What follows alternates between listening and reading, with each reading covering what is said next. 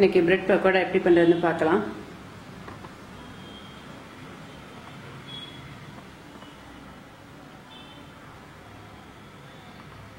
இதுக்கு 4 பிரெட் வந்து corner cut பண்ணி எடுத்து வச்சிருக்கேன்.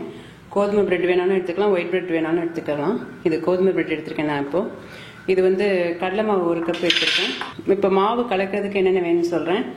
இது கடலை மாவு 1 கப்பு, இது வந்து 1 டேபிள் ஸ்பூன் அளவு சோள மாவு, 1 பிஞ்ச் அளவு பேக்கிங் சோடா, அரை டீஸ்பூன் மிளகாத்தூள், 1/4 டீஸ்பூன் மஞ்சள் தூள், உப்பு வேணுங்கிற அளவு, இஞ்சி பூண்டு பேஸ்ட் 1/4 டீஸ்பூன்.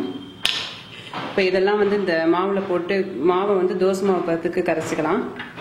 இப்போ கார்ன்ஃப்ளவர் மாவு சேர்க்குறேன், பேக்கிங் சோடா, இந்த மசாலா தூள்லாம் சேர்த்துக்கிறேன்.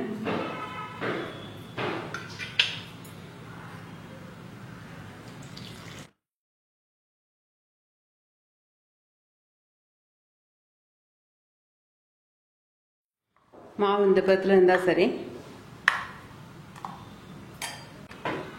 இப்போ இந்த உருளைக்கிழங்கு, வெங்காயம், மல்லி, மிளகாய், இஞ்சி எல்லாத்தையும் ஒன்றா போட்டு கொஞ்சம் மசிச்சுக்குங்க. உப்பு உப்பு உருளைக்கிழங்குக்கு மட்டும் போடுங்க, ஏன்னா மாவில் ஏற்கனவே போட்டிருக்கு. உருளைக்கிழங்குக்கு வேணுங்கிற அளவு மட்டும் போடுறேன்.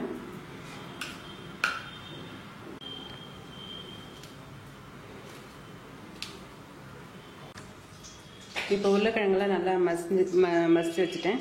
இப்போ கொஞ்சம் சாஸ் எடுத்து ஒரு பிரெட்டில் ஸ்ப்ரெட் பண்ணிக்கலாம்.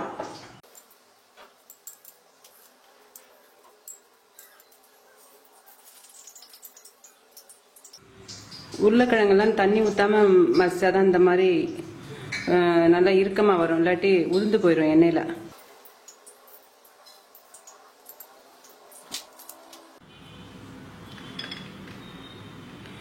இந்த மாதிரி ரெடி பண்ணி வச்சுக்கோங்க. இப்போ எண்ணெய் நல்லா காஞ்சிருச்சு.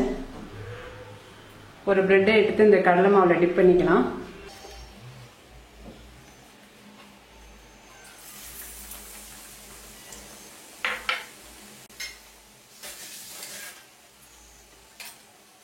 உடனே திருப்பி விடாம ஒரு 30 செகண்ட் 40 செகண்ட் வெயிட் பண்ணிட்டு திருப்பி விடுங்க.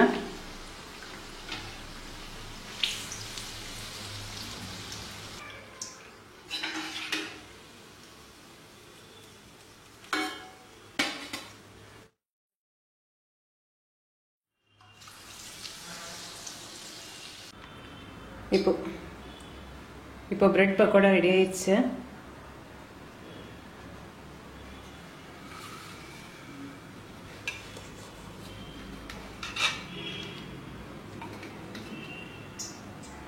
இதை நீங்கள் செஞ்சு பார்த்து எனக்கு உங்களோட கமெண்ட் சொல்லுங்கள். தேங்க்யூ.